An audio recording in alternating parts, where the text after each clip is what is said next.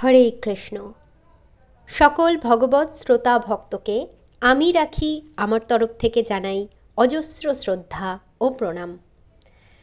আমরা আজকে খুব গুরুত্বপূর্ণ একটি অধ্যায় শুরু করতে চলেছি। সেটি হলো অষ্টাদশ অধ্যায় মোক্ষযোগ। আপনারা অনেকেই নিয়মিত আমার গীতার আসরের সঙ্গী আছেন। তাদের প্রতি আমার অনুরোধের ভাষা ব্যক্ত করার মতো নয়। যারা চ্যানেলে নতুন আছেন তাদেরকেও একই রকমভাবেই পাশে থাকার অনুরোধ রইল। আসুন না, আমরা প্রত্যেকে মিলিত হয়ে গীতা শ্রবণ করি, গীতা পঠন করি আর জীবনের আনন্দ উপভোগ করি। তাহলে আর বেশি সময় নষ্ট না করে আমরা শুরু করছি মোক্ষযোগ। অর্জুন উবাচ। শ্লোক 1। সন্ন্যাসস্য মহাবাহ তত্ত্বমিচ্ছামি বেদিতম ত্যাগস্য চ ঋষিকেশ পৃথক কেশী নিষূদন। অনুবাদ। অর্জুন বললেন, হে মহাবাহ, হে ঋষিকেশ, হে কেশী নিষূদন, আমি সন্ন্যাস ও ত্যাগের তত্ত্ব পৃথকভাবে জানতে চেষ্টা করি। তাৎপর্য: প্রকৃতপক্ষে ভগবদ্গীতা 17টি অধ্যায়ই সমাপ্ত। অষ্টাদশ অধ্যায়টি হচ্ছে পূর্ব অধ্যায়গুলিতে আলোচিত বিভিন্ন বিষয়বস্তুর পরিপূরক সারাংশ। ভগবদ্গীতার প্রতিটি অধ্যায়ে ভগবান শ্রীকৃষ্ণ গুরুত্ব সহকারে উপদেশ দিচ্ছেন যে পরম পুরুষোত্তম ভগবানের প্রতি ভগবৎ ভক্তির অনুশীলনই হচ্ছে জীবনের পরম লক্ষ্য। সেই একই বিষয়বস্তু জ্ঞানের গুহ্যতম পন্থারূপে অষ্টাদশ অধ্যায়ে সংক্ষিপ্তভাবে বর্ণিত হয়েছে। প্রথম 6টি অধ্যায়ে ভক্তিযোগের গুরুত্ব দেওয়া হয়েছে। যোগী নামপি সর্বেষাম, সমস্ত যোগীদের মধ্যে যিনি সর্বদাই তার অন্তরে আমাকে চিন্তা করেন তিনি হচ্ছেন শ্রেষ্ঠ।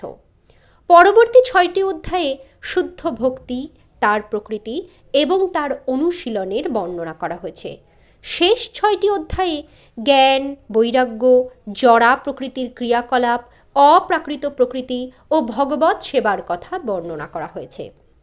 সিদ্ধান্ত করা হয়েছে যে পরমেশ্বর ভগবানের উদ্দেশ্যে সমস্ত কর্মের অনুষ্ঠান করা উচিত, যিনি ওং তদ সদ শব্দগুলির দ্বারা প্রকাশিত হয়েছেন, যা পরম পুরুষ শ্রী বিষ্ণুকেই নির্দেশ করে। ভগবদ্গীতার 3য় পর্যায়ে দেখানো হয়েছে যে ভগবৎ ভক্তির অনুশীলন ছাড়া আর কিছুই জীবনের চরম লক্ষ্য নয়। পূর্বতন আচার্যগণের দ্বারা এবং ব্রহ্মসূত্র বা বেদান্ত সূত্রের উদ্ধৃতি সহকারে তা প্রতিপন্ন হয়েছে।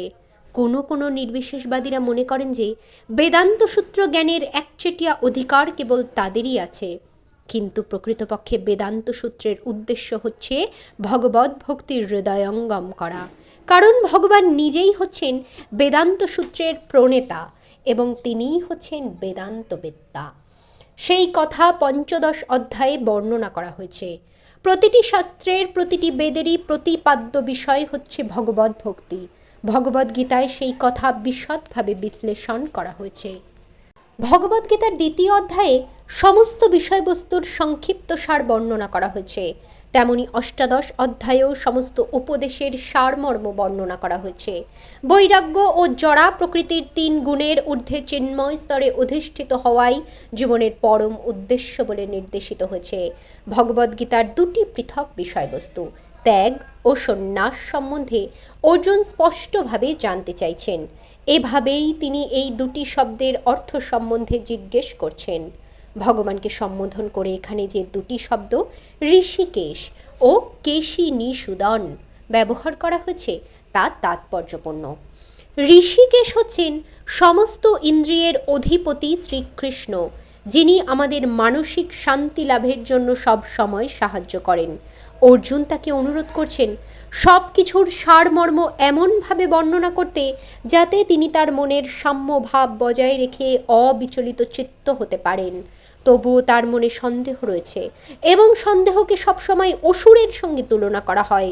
তাই শ্রীকৃষ্ণকে তিনি কেশী নিষূদন বলে সম্বোধন করছেন। কেশী ছিলেন অত্যন্ত দুর্ধর্ষ অসুর। শ্রীকৃষ্ণ তাকে হত্যা করেছিলেন। এখন অর্জুন প্রত্যাশা করছেন যে তার মনের সন্দেহরূপী অসুরটিকেও শ্রীকৃষ্ণ নাশ করবেন।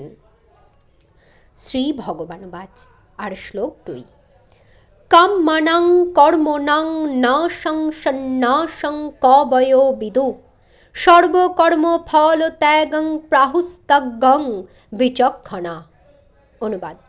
পরমেশ্বর ভগবান বললেন, পণ্ডিতগণ কাম্য কর্মসমূহের ত্যাগকে সন্ন্যাস বলে জানেন এবং বিচক্ষণ ব্যক্তিগণ সমস্ত কর্মফল ত্যাগকে ত্যাগ বলে জানেন।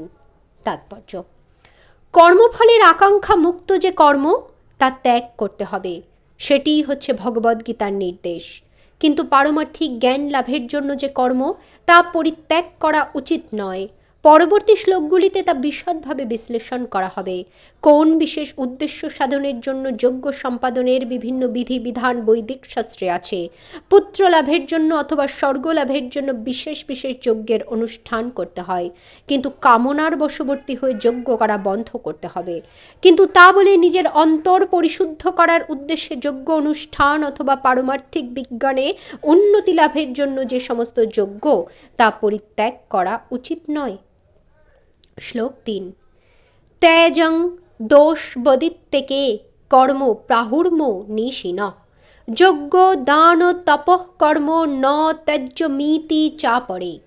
অনুবাদ: এক শ্রেণীর মনীষীগণ বলেন যে কর্ম দোষযুক্ত, সেই হেতু তা পরিত্যাজ্য।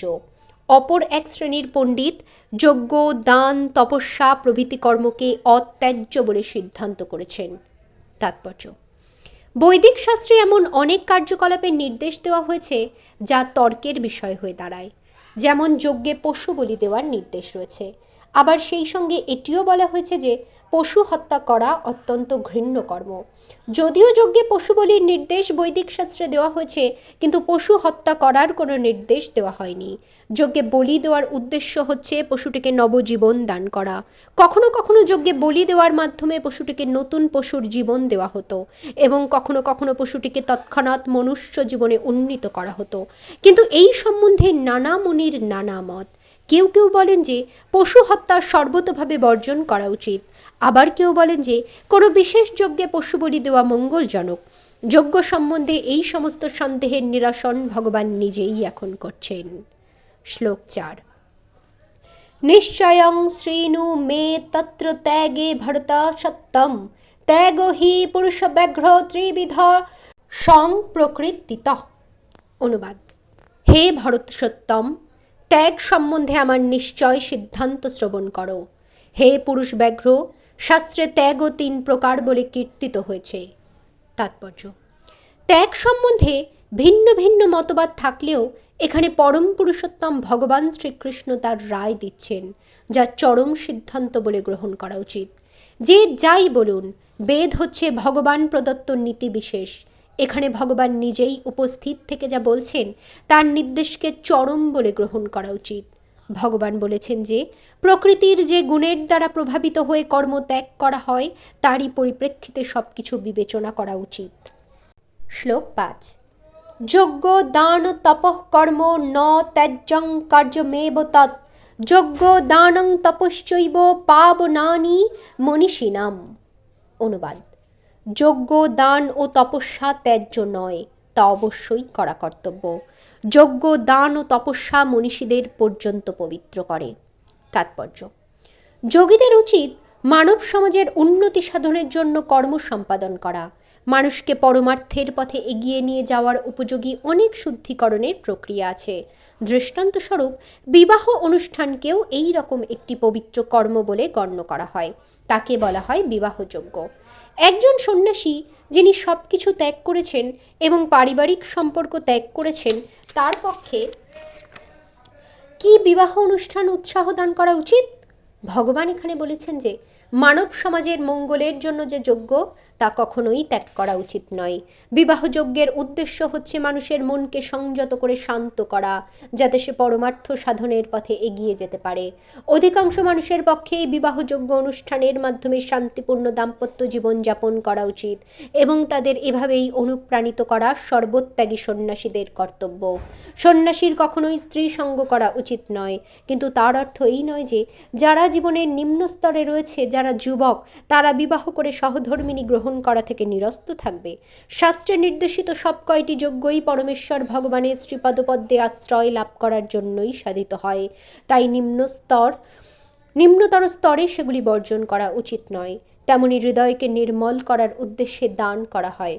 পূর্বের বর্ণনা অনুযায়ী যোগ্য পাত্রে যদি দান করা হয় তাহলে তা পারমার্থিক উন্নতির সহায়ক। আজ এ পর্যন্তই সমাপ্ত।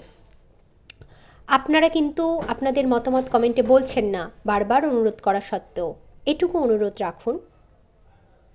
তাহলে আজ আসি, কমেন্টে হরে কৃষ্ণটা তো অন্তত লিখে যান। হরে কৃষ্ণ, হরে কৃষ্ণ, হরে কৃষ্ণ।